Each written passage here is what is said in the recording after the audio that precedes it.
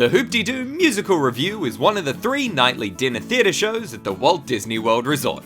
Be sure you come hungry, as this revue is known for its all-you-can-eat buckets of ribs and fried chicken, plus a multitude of other country fixins, as well as all the beer, sangria, and soft drinks you can drink. While you are eating, you can also enjoy watching 2 hours of Wild West singing, dancing, and zany vaudeville comedy.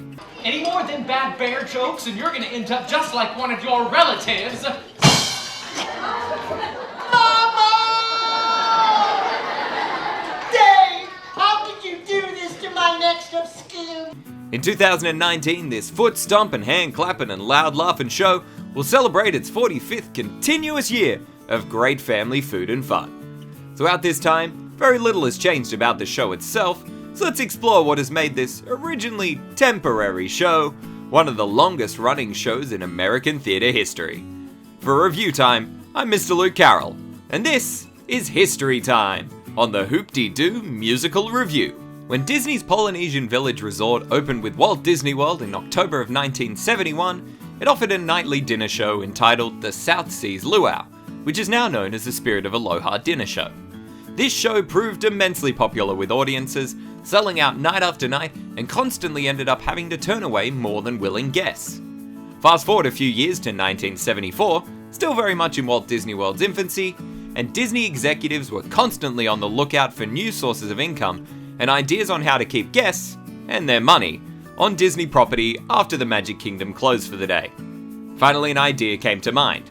Why not use Fort Wilderness Resort and Campground? It was a perfect location for some nighttime entertainment options, considering it was close to the Magic Kingdom, and not only that, had a multitude of transport options to get to and from the resort, including the gorgeous boat ride over Bay Lake.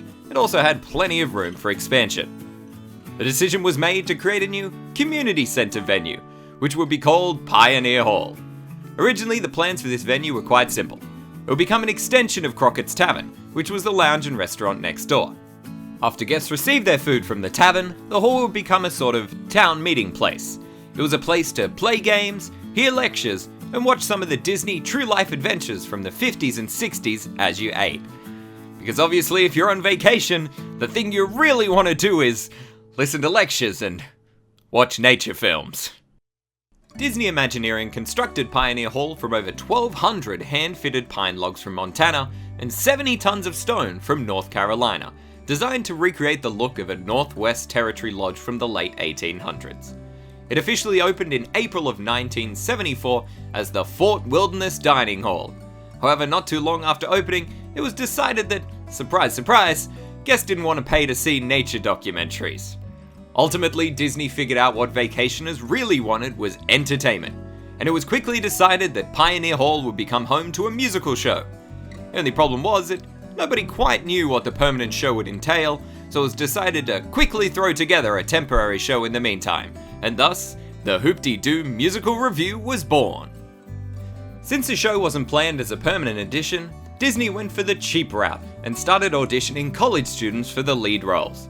These students happened to be a group of talented young entertainment majors attending a summer internship to work for Disney whilst earning units of college credit, information from industry professionals, and occasionally some onstage experience in shows such as Kids of the Kingdom. This program, which served as a form of precursor to the currently huge Disney College program, was called the Walt Disney World Fine Arts College Workshop, or maybe just the WDWFACW for short, and was mainly filled by eager college students from the California Institute of Arts, a school from which many alumni have gone on to work for Disney. This program supplied a cheap and keen cast for the opening of the still temporary Hoop-de-Doo when it opened in June of 1974.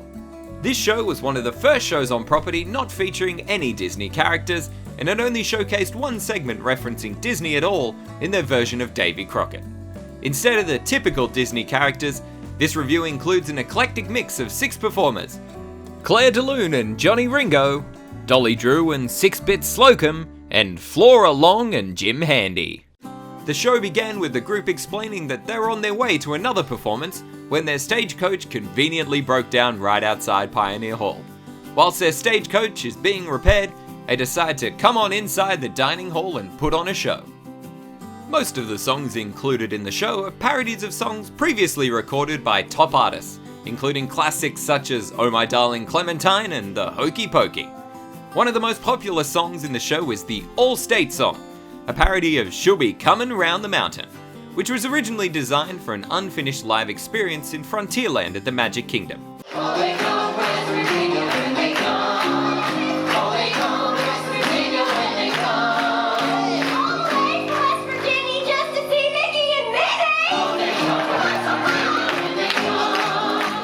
This song features a possible verse for each one of the 50 US states, as well as verses for some of the more visited foreign locations, such as Australia, with the verse of "Came into the hoop-de-doo, rode in on a kangaroo."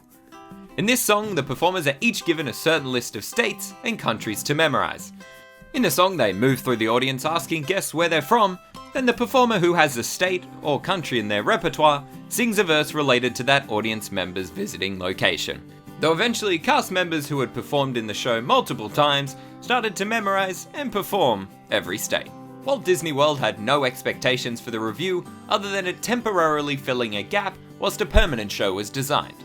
Most of the performers and people who worked on the show thought it would be cancelled within the first few weeks or quietly retired after its initial 11-week run. However, the production was so well received by guests, it was an unexpected success. At the end of the summer, the college students returned to school, and since the 5th of September 1974, their roles have been staffed by professional performers. In over 40 years, only a handful of changes have been made to that original show, which testifies to the pure enjoyment that show brings to guests. In fact, the first change to the show only came about due to safety reasons. Originally, during the finale of the show, whilst waving your checkered napkins above your head, you were asked to stand up on your chair and do so. Obviously, for safety and liability reasons, this didn't last very long and was swiftly changed to the seated napkin waving you see today. The only change to the delicious food offerings over all these years took place in 1979, when the original dessert of apple pie and its accompanying song, the Apple Pie Hoedown, was retired and replaced by the crowd favorite Strawberry Shortcake Walk, in which the servers do their best high kicks before bringing out your strawberry shortcake dessert. The most significant change to the Hoop-de-doo, however, occurred in 2011, when the opening song of the show was changed.